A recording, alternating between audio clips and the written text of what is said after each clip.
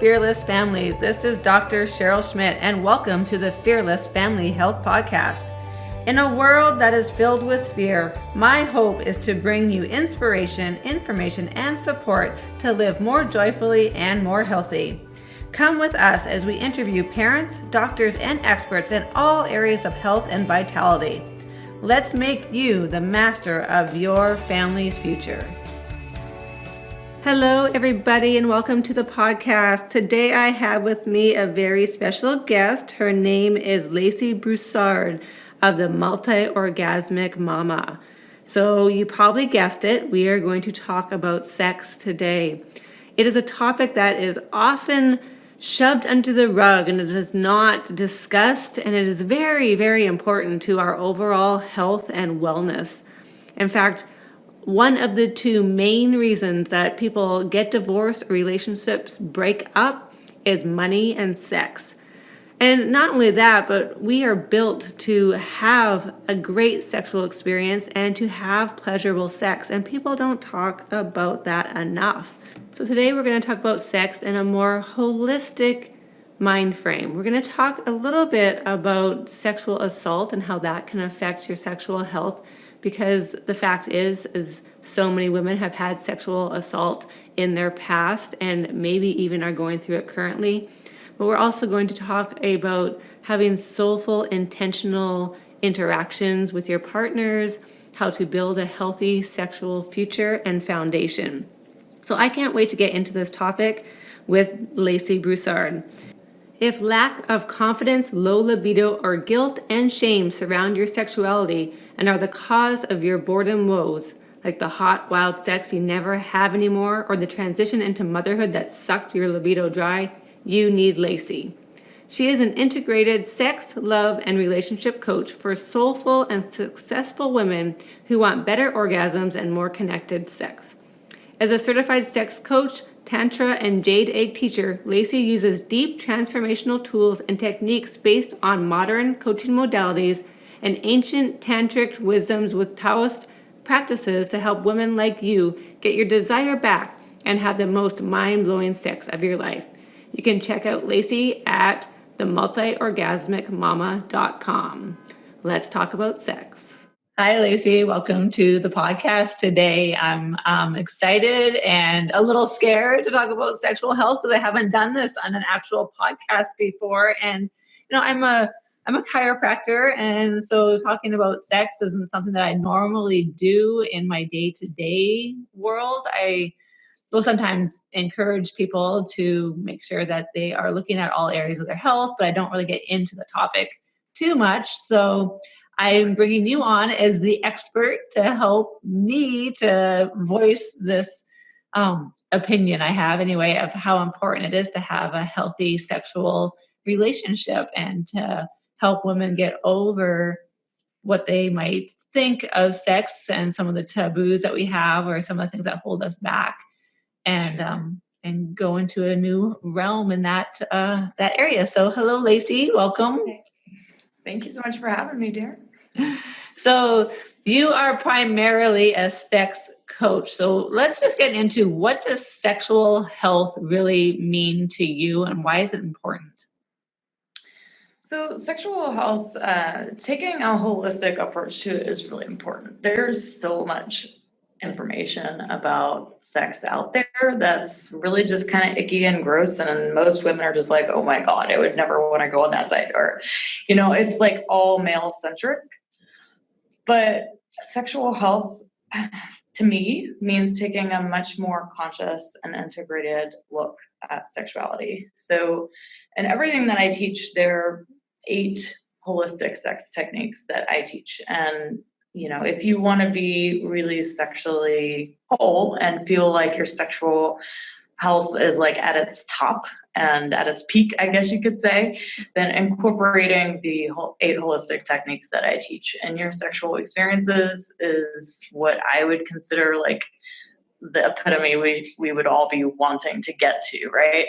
So some of those include things like sounding, breathing. Like a lot of us aren't even breathing when we're having sex.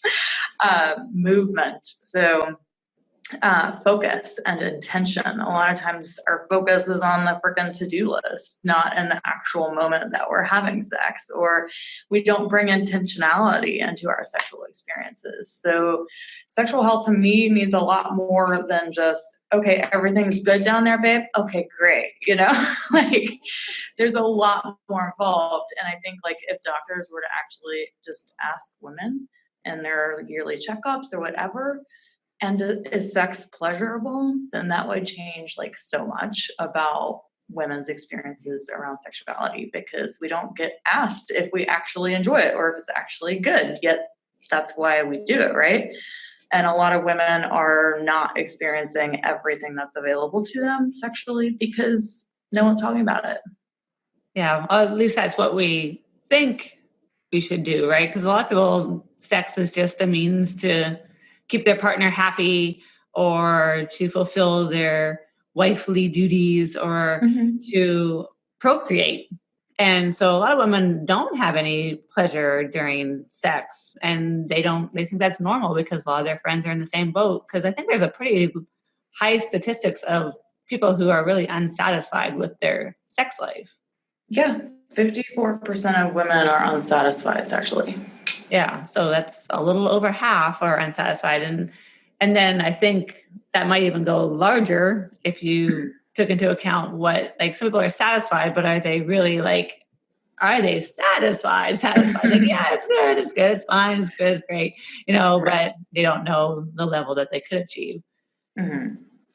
So what are some taboos or some things that, especially women, but women and men, but I think women generally have more taboos than men when it comes to sex? Coming from a woman, maybe I could talk to a guy and he'd think there's a lot more. So what are some of the taboos that you think women are struggling to overcome when it comes to sex? Yeah, there's so many. Oh my goodness. Yeah. I mean, becoming a mom, any life transition is really big taboo around women. So anytime you become a mom of a new baby, that's a really big one. And that's one I speak to a lot. And then women that go through a divorce, like a lot of times there might be like a sexual awakening after a divorce, or that women that are going through menopause is super taboo as well, because our Western menopause, we're just, let's not think our sexuality is going to go out the door when we go through menopause, when I don't believe that at all. I think and consider menopause to be, a time of a second spring. So it's like you get to take back all of that creative energy, that life force energy that lives in your ovaries, right? And you get to use it for you, not creating a baby. So there's a big taboo in menopause as well. But, going back to the moms, so many women they forget who they are as a woman when they become moms. So they identify with just being a mother, and our society has taught us that you can't be a mom and a sexual person too. And in fact, that's a bad thing. Yeah, I think I've seen that in people. Like you said, I don't talk a lot about sex with people, so mostly just like with my friends and my acquaintances, but I don't get into it too personally. So a lot of things I see with people that I talk with. And that is huge. And just the changes in your body when you go through motherhood. And a lot of women are told that they're not as desirable once you've had a baby, and that their body changes so that it isn't, it doesn't function the same. Right. Yeah. I mean, I can't even believe how many women are like, oh, my vagina's going to get wrecked after I become a mom. And they actually believe that. Like, that's one of their biggest fears that I hear from women and that are pregnant, is that they think that their vagina is just going to be a disaster. It's never going to be the same. It's going to be loose and floppy. It's never going to go back to normal. It's just like, where does this come from? I don't know. It's because no one's told any differently. And if you just look at, like, that is a baby that comes out of this small opening, like, how can that go back to normal or even better after? Like, people just don't have the information, I think. Exactly. So this is part of the big reason that I'm doing these kinds of podcasts, because look, it's great afterwards too, people. Well, and sometimes it's not, but there's things that you can do, and people just don't know the things that you can do. So they never seek help, and they think that they just have to live with an issue, and They probably don't. Yeah, So, I think the information is a big piece, is that we're just not getting any decent sexual health information, and we're not expanding the definition of sexual health to include, is it pleasurable? And that's a huge, huge problem. yeah. So what do you think, what are your tips for women who are like exploring this for the first time? And like, I just heard about this sexual health thing, and I actually just realized that it probably should be more pleasurable than what I'm experiencing now. And like, how do you take them from that and then, okay, this is where we want to go? Yeah, so most people are just having, they're just going through their life and they're having sex because it's a duty, or maybe it does feel good or whatever, but you've never really brought any consciousness to it. You've never really brought any self-awareness to it, that maybe it could be more. And what I find with sexuality is that people just don't know what they're missing out on until they know. Now, something that I find that's really common for women is that, and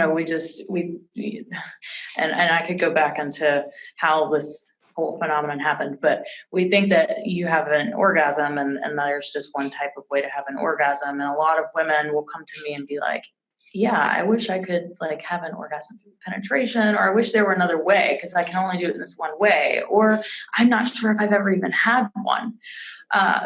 So like women get really stuck in this one way of doing things, and then it becomes routine and it becomes kind of boring, and then it's just like, can we just get it over with kind of thing? But like, our sexual relationships are the things that can bring us the most joy and satisfaction in life. And we're missing out on so much intimacy and connection and pleasurable experiences, orgasmic experiences, because we don't even know what's available. So if you're only having like clitoral orgasms, for example, that's like the tip of the iceberg, but there's so many more pleasurable experiences, orgasmic type experiences that are available to you. Like you can have orgasms in plenty of different ways. You can experience full body energy orgasms. You can have cervical orgasms, G-spot orgasms, like all sorts of stuff. And when I tell women this, they're just like, what? I didn't know that. What? There's 7 types of orgasms? They don't even know. You're talking about all these different types of orgasms. So no one is ever really, I don't have a place to go to. Like, how do you achieve those? Or like, where do we find the information to explore this or to learn more about how to achieve different types of orgasm? Well, thankfully, there's people like me around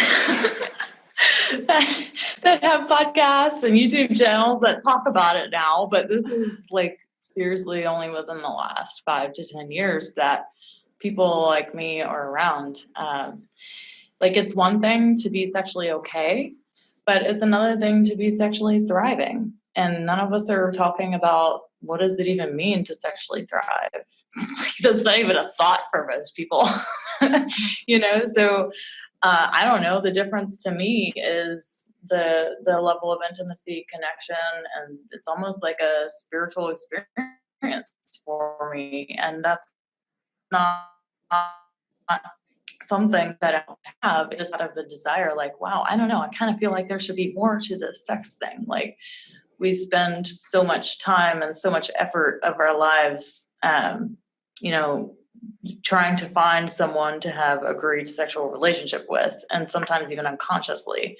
And yet we get in the relationship and it's sometimes more unsatisfying than we thought it would be, or we don't know how to navigate changes within the relationship or how to keep it fun and exciting through the long term. Yeah, I think that, how am I going to say this? I think that we don't have a lot of information. Obviously, like you said, it's just come out in the last 5 to 6 years. So some of us ladies who are in our 40s already are feeling like we're kind of behind the 8 ball. They're learning all this stuff now. I think that a lot of people don't have the information. They're saying that it's just come out in the last few years, but it's more than just about having multiple orgasms too. To me, it's more about having this like a partner who sees you, who you are. You have a soulful experience. You have a safe experience. You're feeling that you have this intimacy it's an intimacy level, not just like a physical sexual level, right? Yeah, so much. And, there's a big thing that I want to mention around sexual trauma too. Because I haven't mentioned that yet, but a part of our sexual health is healing from sexual trauma. And many of us have experienced this. In fact, 1 out of 3 women have, that is reported. So we know that there are way more women that are experiencing sexual trauma than are actually being reported. So you could probably safely say, almost half of every woman has experienced sexual trauma in one form or another. And that absolutely plays into, the intimacy and connection that we're able to have, and, even a secure, committed relationship. And so many women are not, they're not getting the help that they need. It's difficult to work through a lot of that, and there's just not much support. And if you're lucky enough to have good insurance and go to see a therapist, but there's just a lot of people that don't have that luxury and opportunity. So it's also important to mention that sexual trauma can for sure, hamper your ability to intimately connect with a partner at the deepest level possible to you, because it really does have to feel safe. And if you've experienced a trauma and haven't worked through that, then, your nervous system is keeping you from really opening up and being intimate, because it doesn't feel safe to do that and have this sexual experience too. Does that make sense? Oh yeah, it makes complete sense to me. Being a chiropractor, I just think it automatically puts you into, fight or flight. You go into a sympathetic system overdrive because you had this trauma and it's your body protecting itself. So you can't get to a more intimate level because of this protection mechanism that your body has, and it goes into that fear mode that, instead of being in more of an honored, relaxed, safe, like parasympathetic type of pattern. Exactly. And there's so many of us that are showing up in our sexual experiences with nervous systems that don't know how to relax and calm down because of these traumas that have happened. So, that's a whole other topic, I guess, in and of itself.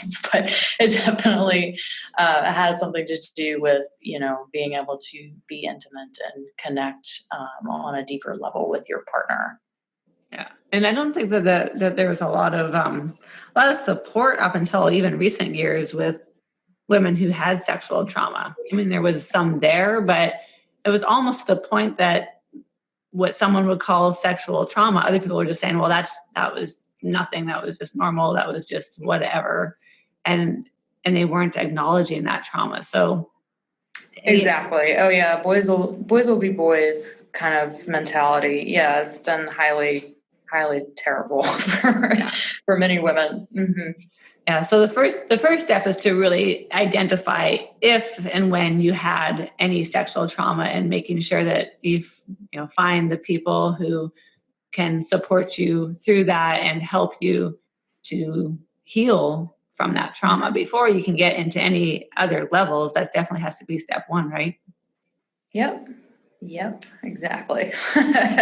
Yeah, so we want to take you from, being able to survive a sexual experience, right, to being able to be okay and, have your nervous system be able to relax and enter that parasympathetic state. Because the truth is, you can't really experience pleasure if you're not relaxed and comfortable and trusting, and you have that mutual trust with your partner. But when you can obtain that, then that's when so I call it the path of purification to the path of pleasure. So a lot of times when we go through sexual healing and awakening, we go through that purifying state of, wow, like there's so much conditioning, so much trauma that has to unwind to even get us to a place of, okay, wow, now that I've worked through that, I wonder what else I can experience without all of that. And that's where we move into the path of pleasure. And that's where I'm saying, like, you can have more than just a clitoral orgasm. You can have an orgasm in more than one way. You can experience all sorts of amazing, pleasurable experiences, but we've got to get you out of that, out of the conditioning and out of the trauma first, and then getting your nervous system put to a place of control. And then then you can move into, wow, there's so much more your body can experience. And the cool thing about all of that, about sexual healing and, is that it doesn't have to suck. It doesn't have to be a long, arduous journey. It doesn't have to be terrible. Yes, you might have to dig into the past a little bit, but you can heal with pleasure. And that's one of the biggest messages that I like to send to people, is that sexual healing can actually be pleasurable. Because a lot of people think that, oh my gosh, if I actually work on this, then it's going to be so awful and so terrible. And it keeps them from even making the first step. So knowing that it is possible to heal with pleasure, and that pleasure actually heals is one of the biggest messages that I could send to anyone listening to this right now. It's like, oh wow, I probably have some unprocessed stuff. Yeah, well, just know it can be pleasurable. It doesn't have to suck. I can see people like putting up the walls, like pleasure can't be healing. Like you have to, because we are always told, you have to work at things and they have to go through all the pain to, heal. No pain, no gain, all those kinds of things. So I think that's probably a mental taboo or a mental block that a lot of people would have on the healing process in general. Yeah. She's like, yep, I've seen it. Oh yeah. I mean, women are so terrified of even talking about this. And one of the biggest reasons they are is because they think it has to involve more pain and digging up past stuff that they don't want to have to face. And yeah, that is a part of it, but it's not all of it, and it can be done with pleasure. And that's why I love the work that I do, because I have a very tantric and Taoist view on sexual healing and moving into, the path of pleasure and all of that. It's a little different than traditional sex therapy, because I do believe in the value of these ancient traditions and the wisdom that they can provide. And I know firsthand from my own clients and personal experiences the added level of intimacy and connection and sacredness that, taking the best parts of these traditions and teaching people how to incorporate that into their modern relationships and lives. God, it's so valuable. Yeah, it points out too that different cultures have different views on sex and sexual health and sexual relationships and intimate relationships than other cultures, because I think in the Western culture it's one not talked about at all, and I honestly don't really talk about it a whole lot other than just with some close friends and things like that. So if I sound like I'm kind of floundering to ask the right questions in this interview and talking to you about it, is because I am a little bit, because it's not something that I talk about a whole lot, even though I feel like I'm pretty okay with my body and sexually free. I mean, I've had home births and my children watched, and we're okay with nudity and things like that in our family. And that's ahead of some people from what I understand, because when I post things about that, I do get some backlash sometimes. That kind of surprises me. But people don't talk about this subject at all. And if they do, it's usually surrounded around trauma and overcoming trauma, and not really talking about pleasure or intimacy or, getting like multiple orgasms. We're happy with one orgasm. We talk about multiple orgasms. So I don't know. Once you become multi-orgasmic, just one is kind of like, Well, yeah. But for the most part, people are like, I'm happy. I'm like 54% of us don't like it at all. Right. So it's like, if I'm having one, I'm doing good. Right. So, yeah, totally. So anyway, so when you're working with people who are, let's say they've gone through their healing of their trauma, and now they're working maybe on more of like just their mindset or their taboos or the subconscious thoughts they have around sex in general, what are some things that come up for people fairly frequently, and how do you move them beyond those? Oh gosh, I could talk about this for hours. Okay, so some of the things that keep us from experiencing our full pleasure capacity, the biggest one, is feeling that we are worthy of pleasure. So most of the time we're not conscious at all that we don't feel worthy of pleasure. But if you look at how our society is, and if you look at the whole freaking porn industry, for example, like everything is mapped around men and men's pleasure. So we're looking at the sexual experience as it is through the eyes and the film from a man. So, you have this experience, it builds up, you feel pleasure, it builds up, bam, fireworks, done. Okay. That's the whole male map and model. And women, we feel like, oh, so that's how it's supposed to be. But actually that whole model is extremely limiting to female pleasure. So female pleasure and orgasm, if you were to look at it on a graph, it could go just up and down during one whole sexual encounter. And so once again, just a lack of proper education and talking about what female sexuality even looks like, and pleasure levels and different orgasmic experiences is a huge thing. But more deeper than that, it's just that women inherently don't feel worthy pleasure. That sex is for men, that sex is just a duty that we have to fulfill. Like you even said it. So I know that you're even aware of these taboos and these thoughts that we have around sex. Rarely would you ever talk to a woman that thinks, oh yeah, pleasure is my birthright. Oh yeah, I live in a body with, a clitoris that has 8,000 nerve endings dedicated specifically to pleasure and no other function. Whereas men, their penises only have 4,000 nerve endings, and it has another function with their urethra. So women have on their body the only organ on a female body that is specifically dedicated to pleasure with no other purpose. So even if you just look at the structure of the female body, it is designed by biological intent to be a recipient of pleasure. And it's just incredible how many women don't even think about that or understand that, because we are just taught from the get-go, right out of the womb, that pleasure is for men. Yet that's not how it was biologically designed at all.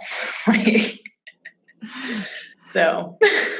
Sometimes you have to point out the obvious, like you have this part and that is what it's for. It is okay. And then just giving people the okay, like people don't have, I don't know, they feel like they're ashamed, I guess, of seeking out pleasure. Because a lot of people are taught that pleasure is not something that you should seek out, especially sexual like that. And if you do, especially as a female, that you are, all the words, you're slutty, you're, I don't know, Right. Yeah. You get a badge as a man to sleep with the maximum number of women as possible. But if you're a woman, then you get slut shamed. So these are more taboos and more things that just have to be deconstructed and undone in order for us to ever truly feel and teach our daughters that it's okay to seek pleasure, that it's okay to understand that sex is just as much for you as it is for him, and there's also a big thing around timing. Like women are, okay, so the average couple is having sex for 7 minutes. But if you were to look at how long it takes a woman's body to actually open up to her full pleasure capacity, that's anywhere from 30 to 45 minutes. So if you're only having sex for 7 minutes, like the average couple, then of course women aren't experiencing as much pleasure as men, because you're just getting warmed up by the time it's done. So there's a big one right there. Like our men have got to understand you need to slow down. So when I work with men, one of the biggest things that I teach them is, one of the biggest things is they've got to slow down, and slowing down can change so much, especially for the woman, for the man too. But so much for the woman, because women just take a little longer to warm up. I know when you mentioned before, like the graph of women like up and down throughout the sexual experience, and men are like kind of build, and then fireworks. So my initial thought was like, well, geez, if it's so different, if women are so different from men, then how do we consolidate this so that, women can have the sexual experience and the sexual pleasure that men are aiming to have? Like, how do we? Yeah, the first thing is understanding your own body, understanding your own female body as a sexual woman. No, we do not get taught at all anything in sex education about our clitorises. We don't get taught, I don't even think they show you what it is in most sex ed classes in high school or junior high. So we don't know anything about female pleasure growing up. So if that has been you, which it was me. Yeah, I only remember like the cross sections of the, the vagina and the uterus and the cross section of like the penis and the scrotum. Right. No, but they don't even mention the clitoris. Like, it's not even on the diagrams. So you're not even showing women their main, not their only, but their main pleasure center or anything about it. So educating yourself on your own body and understanding that your body is not a man's, and that's okay. It just takes a little a little longer to warm up sometimes. That's why women will always say, oh, like he never does foreplay, or it's not long enough, or I don't get the continual turn on throughout the day that I need in order to be ready for sex. Well, yeah, because no one's teaching men in particular that women take a little longer, and this is how it's done. Like, women just need more continual turn on and stimulation throughout the day. Now, if you're just approaching a woman and you expect her, like a man, to just, you kiss a little bit and she'll be turned on, that's not how it works for most women. So it's so important to understand your body. And if there's anything I could recommend, it would be reading the book Come As You Are by Emily Nagoski. You can put that in the show notes, but that is a absolutely transformational book to get to know your body as a sexual woman and how it is absolutely not congruent to a man's sexuality.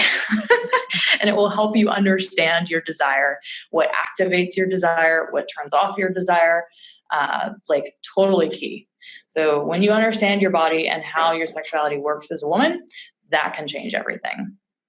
So once a woman does understand more about her sexuality, then how does she approach us to the man? Because sometimes it's a dramatic change in how things need to be going. So, right. Yeah. And usually that's communication and education on the man's part. So them having, I teach specific communication containers for my couples.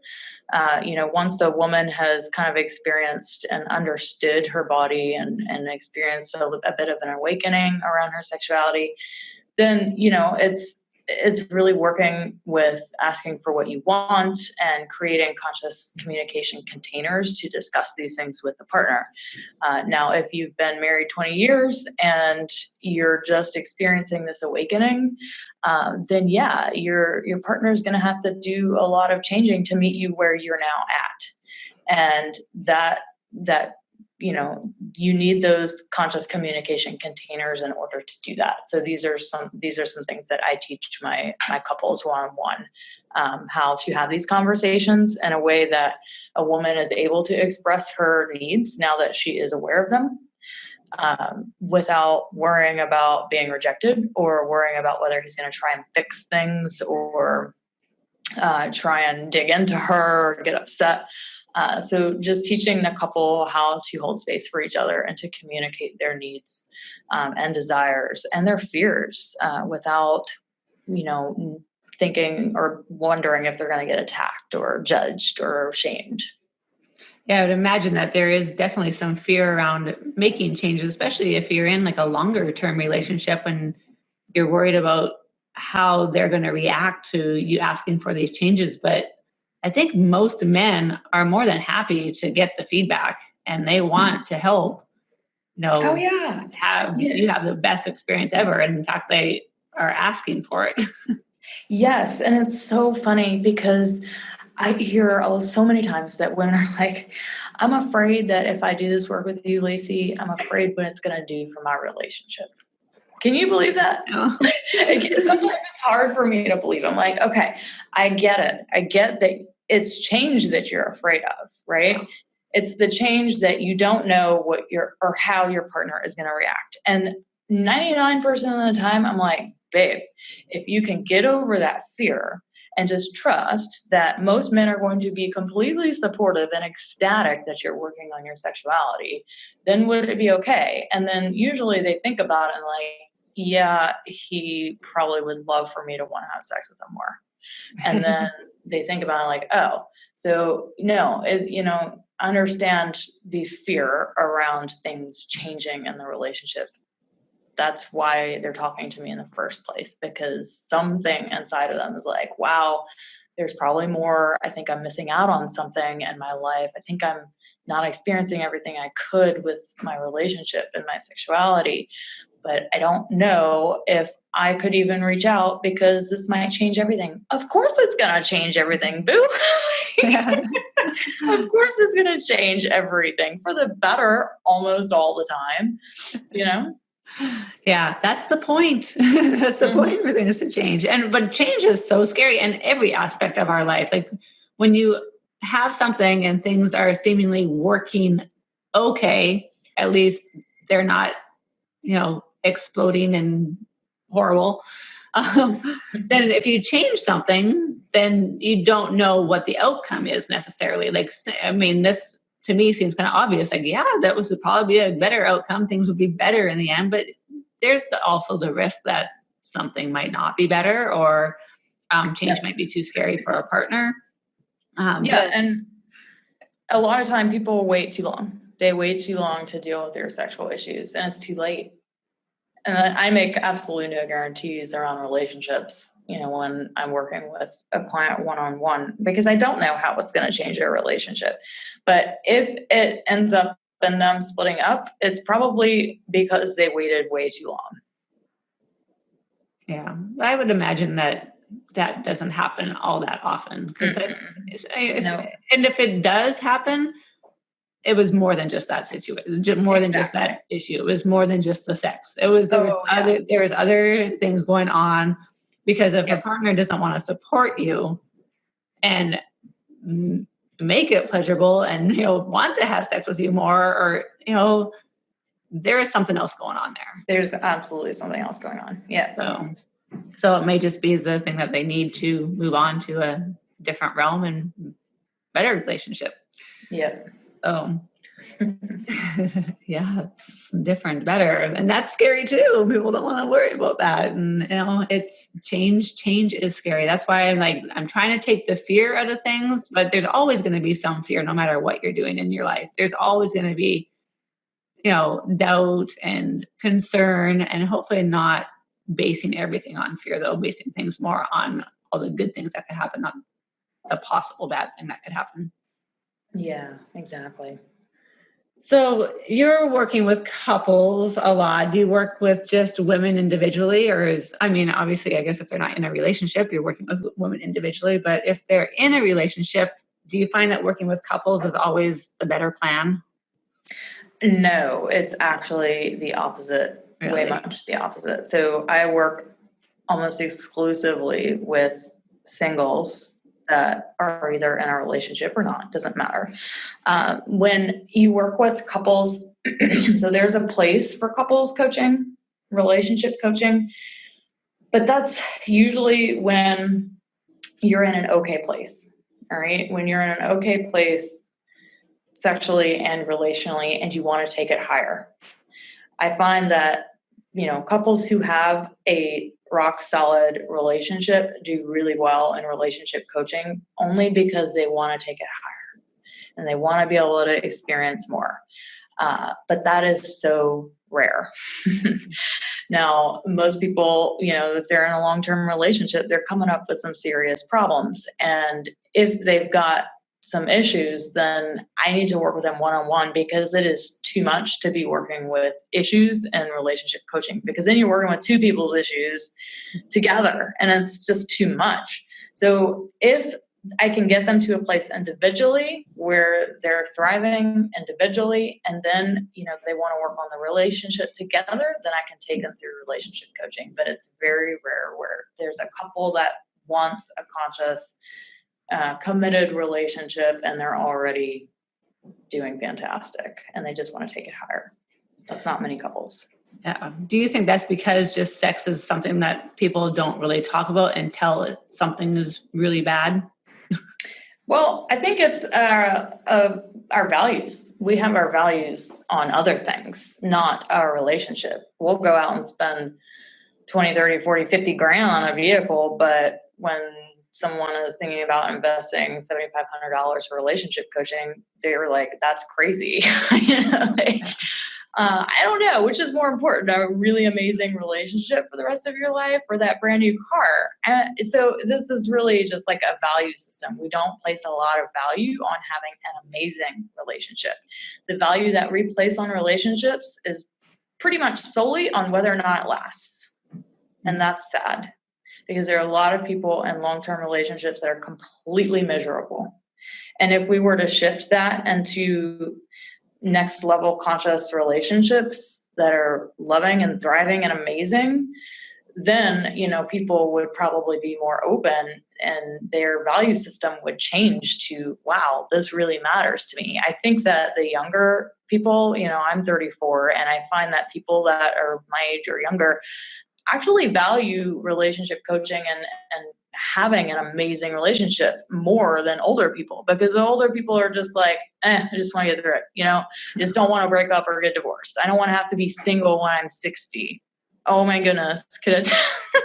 I've heard that one so much. Like they won't end things, or they won't even like think about working on anything because of that fear, like, well, what if we might break up? Then I'd be single and I'm 60. How would I ever find a partner again? So a lot of times they just get stuck and they're okay with just riding it out the rest of their life. But yeah, I think our values are shifting to where we're getting out of staying in relationships for convenience and duty.